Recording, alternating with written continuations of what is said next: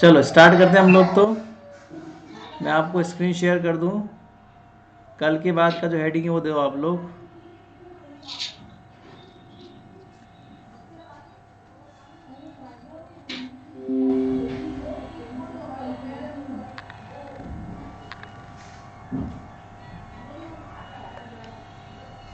ये मैंने कल पढ़ाया था ना। अब इसके बाद स्टार्ट करते हैं हम लोग। नेक्स्ट है construction of CG coefficient matrix. अब सीजी कोफिशिएंट मैट्रिक्स को कैसे कंस्ट्रक्ट किया जाता है ये समझेंगे आज। फिर उसके बाद आज ये समझने के बाद में फाइनली हम लोग क्वेश्चंस पर आ जाएंगे, सवालों पर। ठीक है। हालांकि ये कंस्ट्रक्शन जो है ना थोड़ा सा पुरानी वाली चीज़ों के ऊपर बेस्ड है, आपको पहले वाले चीज़ें याद होनी चाहिए। ठीक है। ट्राइंगल रूल मैंने आपको पढ़ाए थे, तो ट्राइंगल रूल क्या होते हैं वो आपको पता होने चाहिए। ठीक है। तभी जाके आपको ये चीज़ समझ में आएगी। चलो तो हेडिंग दो,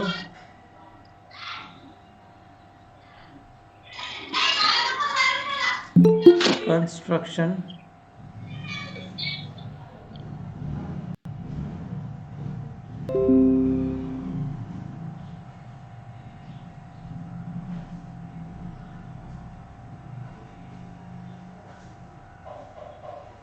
ऑफ सीजी कोफिशिएंट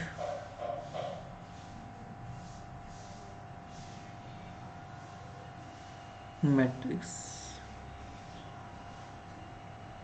तो देखो पहले मैंने आपको एक ट्राइंगल रूल पढ़ाया था, नंबर पहला। अब मैं अगर इसके लिए सोल्व करना चाहूँ मैट्रिक्स के लिए, 4 m is equal to J is equal to J1 plus J2 minus 1। आपको याद हो कहीं ना कहीं मैंने पहले ये पढ़ाया था रूल। तो इस पहले रूल के लिए मैंने आपसे कहा था कि इसको हम लोग m बराबर ये भी मानते हैं कि m इज इक्वल टू क्या मानते हैं, m1 प्लस m2। ठीक है। तो हम लोग m1 बराबर J1 ले सकते हैं और m2 बराबर J2 माइनस 1, या फिर एक और संभावना है कि m1 बराबर J1 माइनस 1 ले सकते हैं और m2 बराबर J2 ले सकते हैं। इन दोनों संभावनाओं के चलते हम लोग कंस्ट्रक्ट कर सकते हैं मैट्रिक्स को। कैसे करेंगे? So there are two possible combination.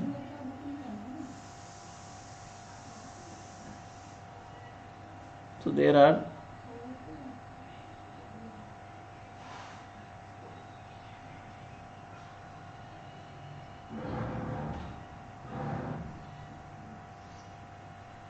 two possible combination of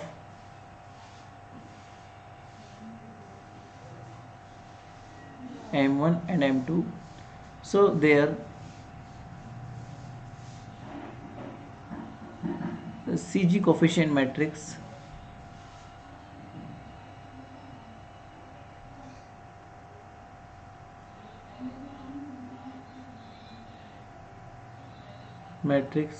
can be shown as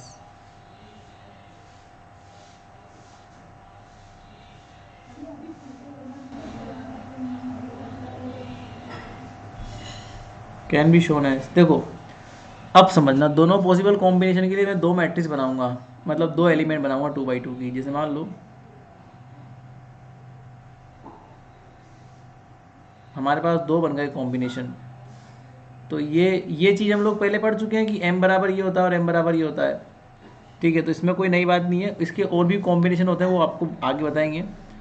but ये चीज़ हम लोग कहाँ पढ़ चुके हैं? आपको मैंने पढ़ाए थे ट्राइंगल रूल, या फिर आप ट्रिंगल रूल पढ़ाए थे, या फिर वो रिकर्जन रिलेशन पढ़ाए थे मैंने आपको कहीं ना कहीं 2-3 दिन पहले।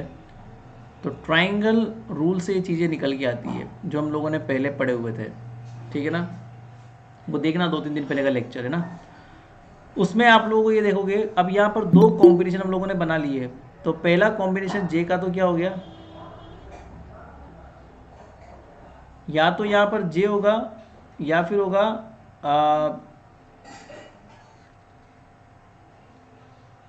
जे होगा या जे माइनस 1 होगा। दूसरा कॉम्बिनेशन ये है कि यहाँ पर होगा जे माइनस 1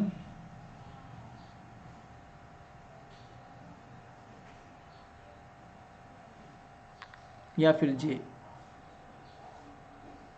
दो बन गए कॉम्बिनेशन। ऐसे ही यहाँ बनेंगे M1 M2 के कॉम्बिनेशन। M1 या तो क्या हो सकता है, J1 हो सकता है, या फिर M1 हो सकता है। देखो M1 के दो कॉम्बिनेशन है, M1 मतलब J1 या फिर M1 मतलब J1-1। ऐसे ही M2 के बनाओ कॉम्बिनेशन, तो M2 के बनाओगे कॉम्बिनेशन, ये तो M1 के कॉम्बिनेशन थे, तो ये हो सकते हैं यहाँ पर या तो J2-1 या फिर हो सकता है J2। तो हम लोग जानते हैं मैट्रिक्स एलिमेंट्स में यहाँ पर एक जगह ब्रा होता है, एक जगह कैट होता है। तो ये ब्रा फॉर्म में क्या हो जाएगा, या तो होगा J1 और J1 के साथ में J2-1 अवेलेबल है, और कैट फॉर्म में यहाँ पर देखो तो या एक तो J है और इसके साथ में अवेलेबल है J-1। तो मतलब कि ये वाला और ये वाला मैंने काम कर दिया है ना। अब इस वाले काम करते हैं, इस वाले काम को, इस वाले काम को। तो इसके ब्रा में तो क्या है, ओके तो सॉरी यहाँ पर J-1 होना चाहिए क्योंकि M के कॉम्बिनेशन है ये। हाँ सही है, ये J और ये J-1, यहाँ पर J-1 और J-1, क्योंकि M की जो वैल्यू होती है ना वो मैक्सिमम लेते हैं हम लोग। तो ये J-1 J-1 लेनी पड़ेगी आपको। ये तो J और J-1 है, ठीक है। तो इस कॉम्बिनेशन में क्या हो जाएगा, J1 और J2-1, J-1 और J-1 ये लेना है। ऐसे ही यहाँ पर ले लो कि J-1-1 और J2 साथ में J-1। यहाँ पर ले लो J1-1 J2 J-1। इसको बोल देंगे हम लोग पहला मैट्रिक्स एलिमेंट, जिसे बोल देंगे A11। इसको बोल देंगे A12, इसको बोल देंगे A13, sorry A21, second row first column, और इसको बोल देंगे सेकेंड रो सेकेंड कॉलम। अब इन सब की वैल्यूज आपको निकालनी पड़ेगी 1 बाई 1 करके। जैसे मान लो पहला मैट्रिक्स एलिमेंट है, लाइक A11 की वैल्यू निकालो। A1 मतलब कि J1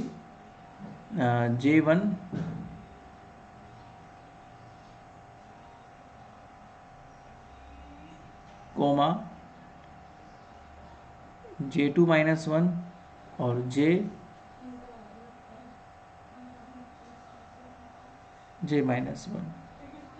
तो देखो कल आपको मैंने पढ़ाए थे रिकर्जन रिलेशन, उनको यूज़ करना पड़ेगा आपको। इसको, इसका वैल्यू निकालने के लिए आपको निकालना पड़ेगा रिकर्जन रिलेशन, जो हम लोगों ने कल काम में लिया था। तो कल वाली क्लास को अगर आपको याद हो तो यूजिंग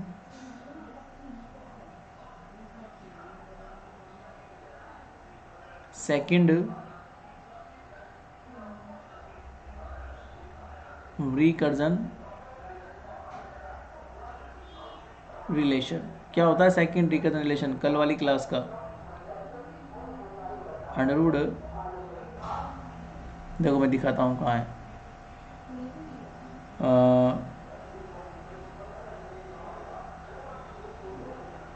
ये होगा सेकंड, मैंने ऊपर ही लिखा होगा कहीं ना कहीं।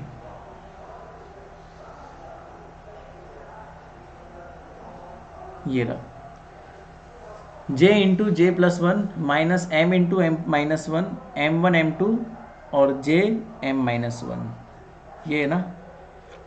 इसको नीचे लिखो एक बार,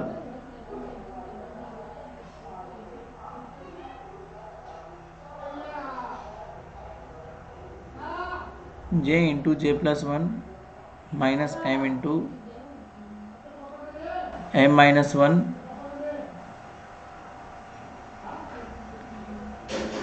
M1 M2 J-M-1।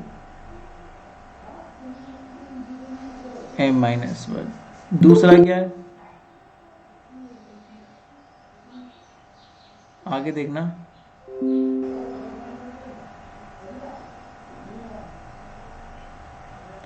हाँ, दूसरा ये J1 + 1 प्लस M1 + 1 M1, और यहाँ लिखा हुआ है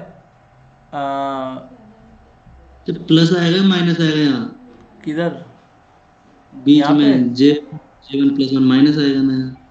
माइनस क्यों आएगा? देखो जे में तो हमेशा प्लस ही आता है। नहीं जे में नहीं, बीच में जो जे और एम के बीच में जो प्लस आया ना, माइनस यहाँ आना पे चाहिए यहाँ। हाँ। नहीं नहीं, एक मिनट, कल अपन ने क्या लिखा था? कल अपन ने ये लिखा था ना, J1 M1 + 1। अच्छा, ये फर्स्ट रिकर्जन रिलेशन था ना। एक ठीक मिनट है। में इसको कंफर्म करने के लिए एक चीज़ सोल्व कर लेता हूँ ताकि तुमको समझ में आ जाए। J1 + 1 आएगा या माइनस आएगा, इसको सोल्व करने के लिए मैं यहाँ पे एक खाली स्थान करके सोल्व करता हूँ। नहीं सर, J1 + 1 फिर माइनस आना चाहिए, फिर M1 + 1 M1।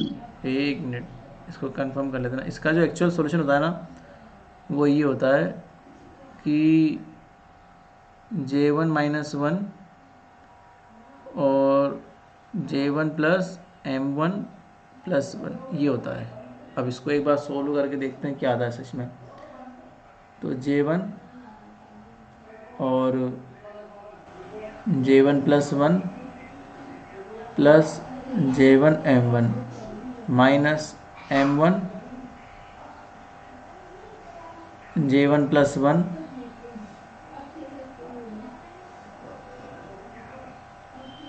Plus minus M1²।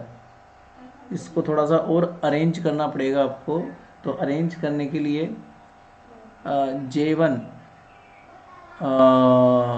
इसको इसको तो रहने दो ऐसा कैसे ही।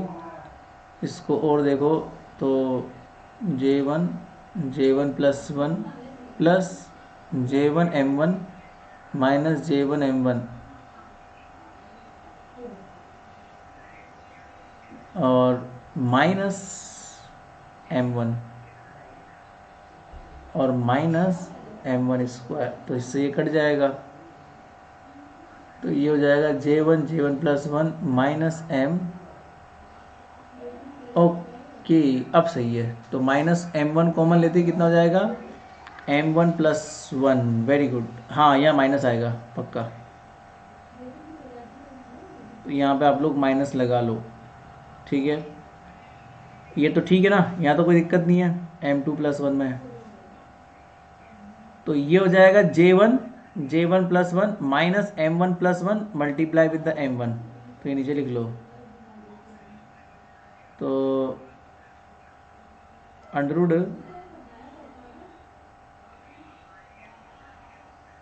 J1 + 1 माइनस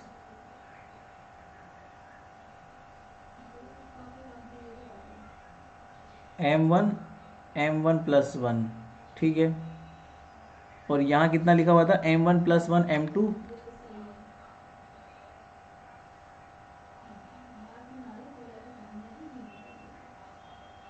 M1 + 1 M2 और JM, यही लिखा हुआ था। ठीक है, प्लस यहाँ क्या था? J2 + 1 minus M2 + 1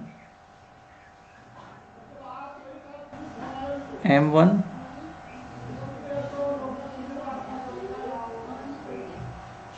M2 + 1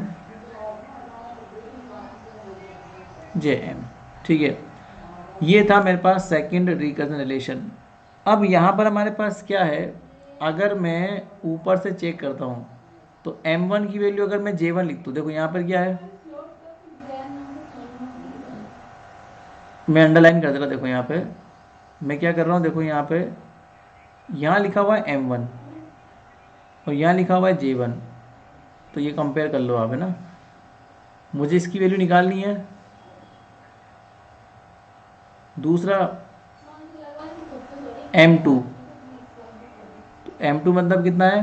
J2 - 1। तीसरा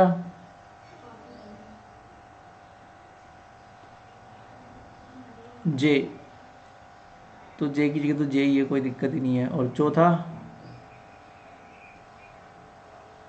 m माइनस वन तो j माइनस वन। तो ये कंपेयर कर लो, तो हमें तो वैल्यू जिसकी निकालनी है उसी का काम करेंगे। So compare both the side. तो यहाँ पर m1 की जगह तो मैं क्या पुट करने वाला हूँ, j1। m2 की जगह क्या पुट करने वाला हूँ, j2 माइनस वन।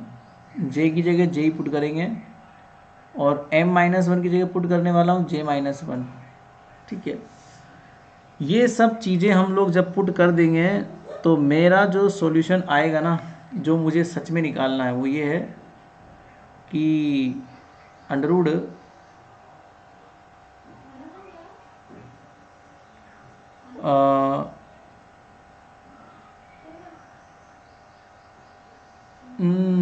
ये हो जाएगा J1 की जगह क्या पुट करना है मुझे, J। तो ये हो जाएगा J की जगह J पुट करोगे तो J, और साथ में है मेरे पास J प्लस वन। ओके, सो J प्लस J हो जाएगा, तो J into J plus one minus M की जगह आपको पुट करना है, M माइनस वन की जगह आपको J माइनस वन पुट करना है ना। तो M की जगह M J पुट करना पड़ेगा, तो J और M minus one J minus one. ठीक है, और यहाँ क्या हो गया, J1 J2 माइनस वन और J और J माइनस वन। ठीक है, यहाँ पर भी वही काम कर दो, अंडरवुड J की जगह आपको J ही पुट करना है, तो ये तो हो जाएगा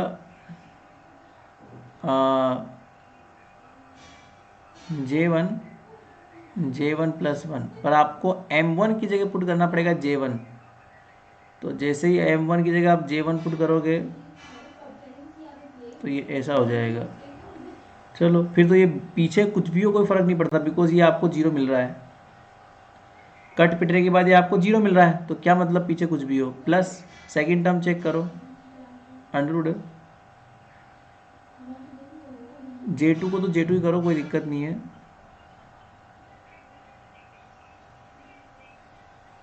M2 की जगह पुट करना है आपको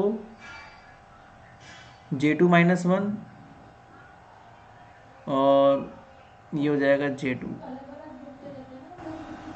और यहाँ पे जीरो नहीं आ रहा, इसलिए M1 की जगह आपको पुट करना है J1, M2 प्लस वन मतलब J2, और JM जो है वो तो J की जगह J ही पुट रहने दो, और M की जगह भी आपको J पुट करना है। ठीक है, तो ये तो भैया नॉर्मलाइज्ड हो गया, J1 J1 J ये सब नॉर्मलाइज्ड हो गया, तो इसकी वैल्यू 1 आ जाएगी ड्यू टू नॉर्मलाइजेशन। ठीक है, इसके बाद ये सोल्व करो, तो J square plus J minus J square plus J, तो ये तो कितना हो गया, √2J हो गया। और ये आपके पास में क्या बन गया, A11 जो आपको निकालना था, है ना। तो ये मेरे पास क्या बन गया, A11 बन गया बराबर 0। इसको करो तो J स्क्वायर प्लस J2, तो ये बराबर हो गया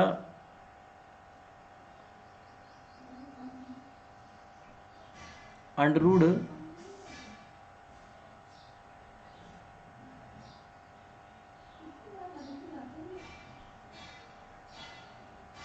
टू J2, और ये कितना हो गया 1। तो इसका मतलब ये 2 से 2 कैंसिल हो गया, तो A11 का वैल्यू कितना आ गया, अंडरवुड, और अगर J बराबर हम देखें तो J बराबर क्या है हमारे पास, J1 प्लस J2 है। ऊपर देखो मैंने कहीं ना कहीं लिखा होगा J बराबर J1 प्लस J2। अच्छा, M बराबर M1 प्लस M2 है ना। ओके, तो इससे हम लोग लिख सकते हैं J बराबर J1 प्लस J2। M बराबर M1 प्लस M2 से टोटल एंगुलर मोमेंटम क्या हो जाएगा, J1 प्लस J2। तो ये कितना हो जाएगा, अंडरवुड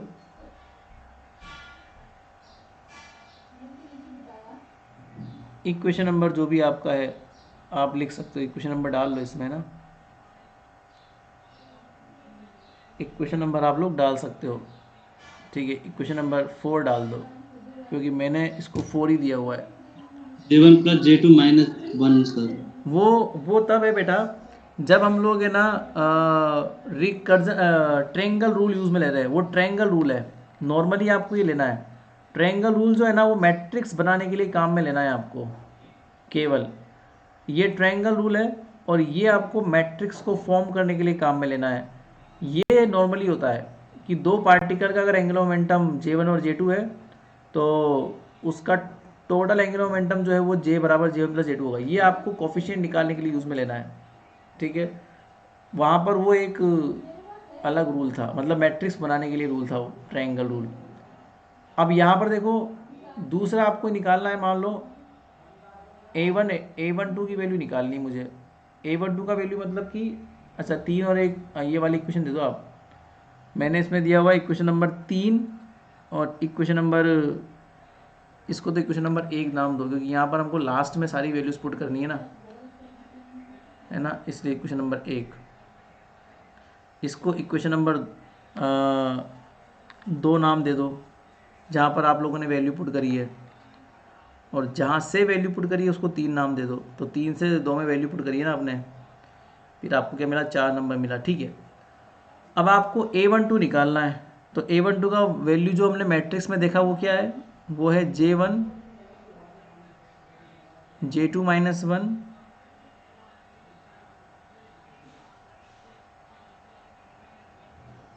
और J माइनस 1 J माइनस 1, ये है, ये A12 है।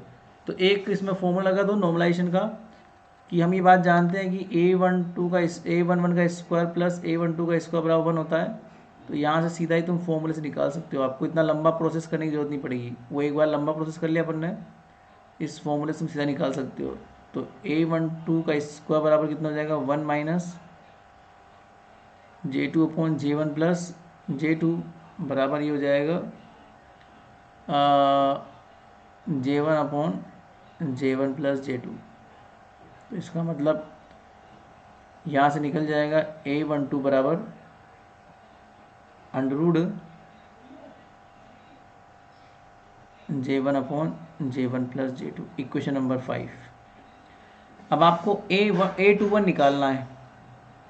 तो ये फॉर्मूला मैंने लगाया था रो के लिए, मतलब रो के टोटल एलिमेंट्स का सम स्क्वायर 0 होता है। अब यही फॉर्मूला हम कॉलम में लगा सकते हैं। कॉलम के टोटल एलिमेंट्स का स्क्वायर सम क्या होता है, 0 होता है। तो ये तीसरा निकालना है आपको A21 का फॉर्मूला क्या है मेरे पास, J1 माइनस 1 और J2, और ये होता है J माइनस 1। तो यहाँ पे आपको निकालना है इसका सीधा वैल्यू निकालने के लिए A11 का स्क्वायर प्लस A21 का स्क्वायर बराबर 1। ये भी नॉर्मलाइजेशन कोफिशिएंट होता है फॉर द कॉलम मैट्रिक्स। वही सॉल्व करोगे सिमिलरली आ जाएगा काम। तो सेम सॉल्व करना है, वो सेम आंसर आएगा druid J1 upon J1 plus J2, equation number 6। अब ऐसे ही क्या होगा, फोर्थ निकाल लो A22 बराबर क्या है,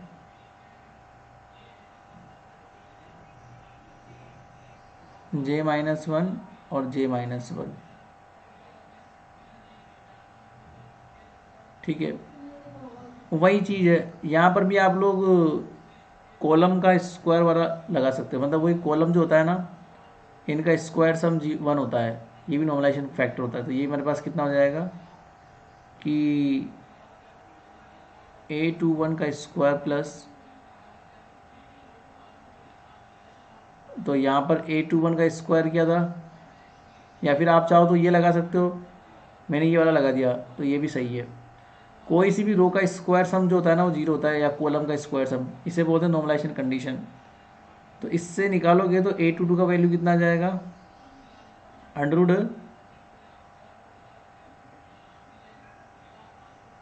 J1 प्लस J2। तो ये सब निकालने के बाद में तुम्हारे पास जो मैट्रिक्स बनेगी वो मैट्रिक्स बनेगी इक्वेशन 7 से। नाउ आप 4 से वैल्यू को, 5 से वैल्यू को, 6 से वैल्यू को और 7 से वैल्यू को जब 1 में रख देंगे तो हमारे पास जो फाइनल मैट्रिक्स बनेगी सी जी कोफिशिएंट्स की वो हो जाएगी M1 A2 JM। इसकी जो मैट्रिक्स बनेगी फाइनली वो ये बनेगी।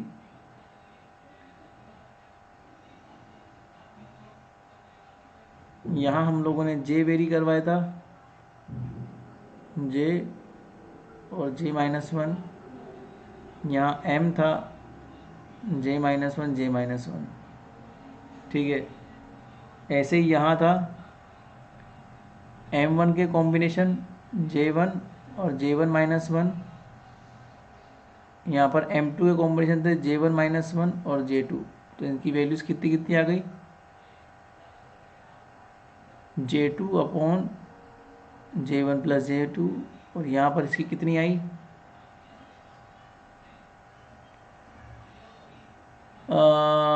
J1 upon J1 plus J2। यहाँ पर कितनी आई, J1 upon J1 plus J2। और यहाँ कितनी आई। अब यहाँ पर एक तुम्हारे पास लफड़ा है। लफड़ा ये है कि आपको सेकंड रो में सेकंड कॉलम में नेगेटिव साइन देना पड़ेगा। ठीक है, उसका रीज़न है सिलेक्शन रूल।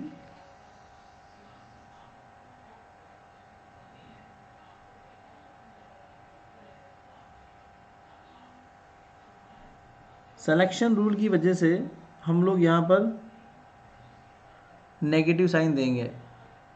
सिलेक्शन रूल अब मैंने आपको पहले पढ़ाए थे, मैं आपको दिखा दूँ मैंने क्या पढ़ाया था पहले सिलेक्शन रूल में। आप भी अपने रजिस्टर में देखो, सिलेक्शन रूल लिखे थे अपन ने। सिलेक्शन रूल में या ट्रायंगल रूल में मैंने आपसे कहा था कि जो हमारे पास डेल्टा जे होता है ना वो वेरी करता है J1 प्लस J2 से लेके J1 माइनस J2 तक, मतलब MJ के वैल्यूज़। तो MJ के वैल्यूज़ माइनस J से प्लस J तक वेरी करते हैं। हम लोगों ने जो पूरा सोल्व किया है ना ये केवल J मान के सोल्व किया है। बट अगर वो माइनस J से प्लस J में, जैसे मान लो हम लोग मानते हैं कि J बराबर -1 के लिए MJ के वैल्यू होते हैं -1 0 +1। तो हम लोगों ने केवल यहाँ पर प्लस साइन लेके सोल्व किया है हर जगह। तो यहाँ नेगेटिव साइन आपको लगाना पड़ेगा। आप लिख लो यहाँ पे negative sign due to the selection rules. Negative sign is due to the selection rules. हालांकि ये थियोरेटिकल कंसेप्ट आपके एग्जाम में शायद आएगा नहीं, आपको तो न्यूमेरिकल कंसेप्ट आएगा। न्यूमेरिकल से आपको थोड़ा और ज़्यादा समझ में आएगा। आप चाहो तो इसमें दूसरा थियोरेटिकल कंसेप्ट भी लगा सकते हो। जैसे मान लो ये मैं करवा नहीं रहा, केवल आपको हिंट दे रहा हूँ, आप चाहो तो कर सकते हो। ये एक तो मैट्रिक्स निकल गया, दूसरा मैट्रिक्स आप निकाल सकते हो 4 M is equal to J is equal to J1 plus, इसमें जो पॉसिबल कॉम्बिनेशन है M1 M2 के, ट्राइंगल रूल से तो ये लिख सकते हो M1 M2 के पॉसिबल कॉम्बिनेशन ये हो सकते हैं कि जैसे मान लो M1 बराबर J1 हो और M2 बराबर क्या हो J2 माइनस 1। पहला ये M1 बराबर ये हो J1 माइनस 1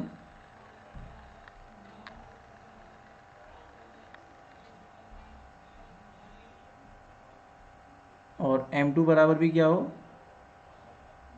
अगला कॉम्बिनेशन ये है कि M1 बराबर क्या हो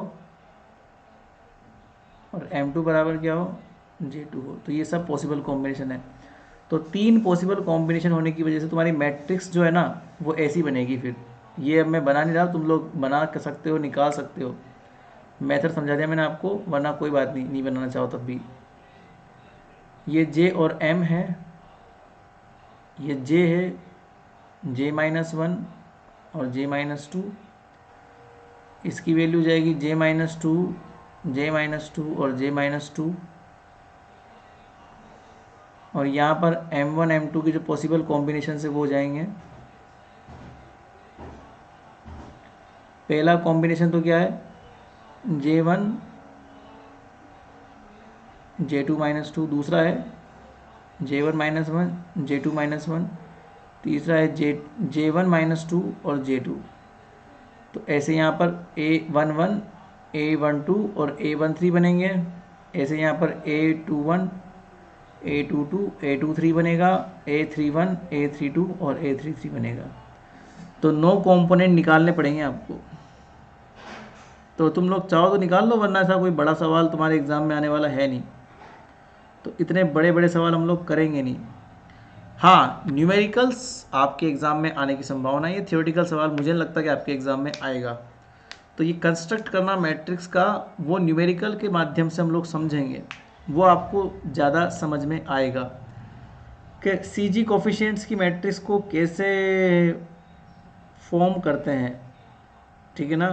तो वो फॉर्म करना मैं आपको कल सिखाऊंगा। अब न्यूमेरिकल्स करने हैं बस आपको, वो न्यूमेरिकल्स कैसे करने हैं वो मैं आपको सिखाऊंगा कल। कल तो छुट्टी है शायद, कल अब तो संडे है ना, ठीक है। तो फिर मंडे से आपको न्यूमेरिकल कराऊंगा मैं कि अगर 2 इलेक्ट्रॉन होते हैं तो उनकी सीजी कोफिशिएंट मैट्रिक्स को कैसे फॉर्म किया जाता है, ठीक है। एक बार अटेंडेंस हो दे देना।